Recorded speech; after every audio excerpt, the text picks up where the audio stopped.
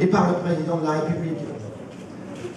Entrée particulière en matière de politique étrangère, comment parler de politique intérieure.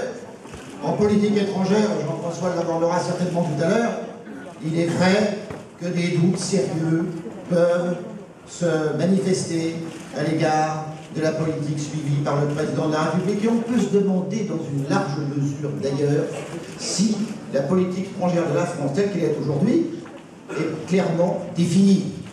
Nous ne savons pas, au fond, ce que veut, ce que recherche le président de la République, au-delà des mots, au-delà des émotions. Vous savez ce que disait le général de Gaulle en matière de politique étrangère? La France n'a pas d'amis, elle n'a que les intérêts.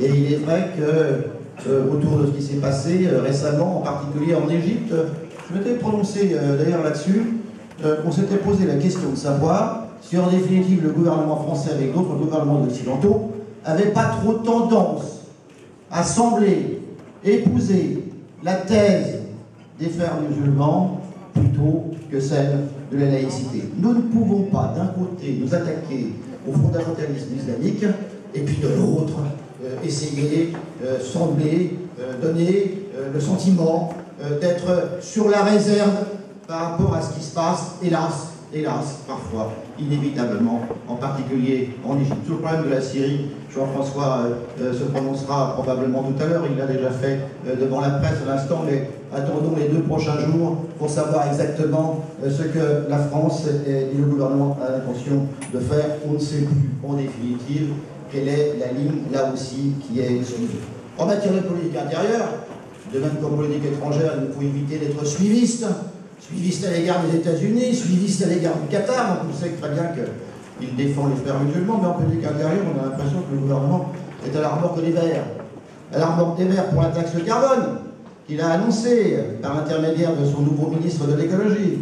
À la remorque des Verts en matière de logement. À la remorque des Verts également dans ce qu'a évoqué tout à l'heure Patrick, qui est la constitution d'une grande métropole qui nous concerne tous, qui concerne toutes nos communes, et qui concerne les 4 départements de la Petite Couronne et Paris, les 3 départements de la Petite Couronne et Paris, et qui évidemment constituera probablement un très gros handicap pour la gestion équilibrée de nos communes. Tout ce qui a été fait. Je sais bien que c'est à la lumière du passé qu'on peut éclairer l'avenir, mon cher Patrick, mais tout ce qui a été fait depuis 1967 dans ce département, tout ce qui a été fait depuis 1983 avec tout ce que nous avons repris comme municipalité, tout ce qui a été fait par les différents présidents du Conseil général, ou moi-même, au cours des dernières années, eh bien tout cela risque d'être mis en pièces par la politique qui est menée par le gouvernement socialiste, qui est menée par les socialistes, qui n'ont qu'un seul but, ne nous faisons pas d'illusions, à travers toutes les réformes des modes de scrutin, à travers les réformes sur le cumul des mandats, à travers les réformes soi-disant de décentralisation qui ne sont guère que des réformes de recentralisation. Toutes ces réformes n'ont qu'un seul but, faire en sorte qu'ils se perpétuent au pouvoir et que même si, par bonheur, nous revenions, et c'est bien l'objectif, au pouvoir en 2017, ils puissent garder des plateformes particulièrement importantes. Et n'oublions pas que la métropole, qui constituera les 3 départements de la Petite Couronne et Paris, ce sera en gros 7 à 8 millions d'habitants qu'ils garderont sous leur coupe, même si nous remportons Paris. Et il ne faut pas l'oublier, car le décompte, ils l'ont fait, et nous l'avons fait aussi.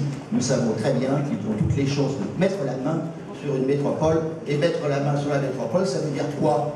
Mettre la main sur l'urbanisme, mettre la main sur le logement, et faire en sorte qu'il y ait une fiscalité qui s'alourdira inévitablement un peu plus sur le commun. Alors quelle rentrée, certes, mais quand on parle avec les Français, quand on parle avec nos concitoyens, ils se demandent, au fond, où nous mène-t-il?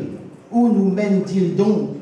Et effectivement, il y a cette interrogation que chacune d'entre vous, chacun des Français, chacune des Françaises peut avoir. Nous devons pouvoir y répondre. C'est bien ça l'objectif.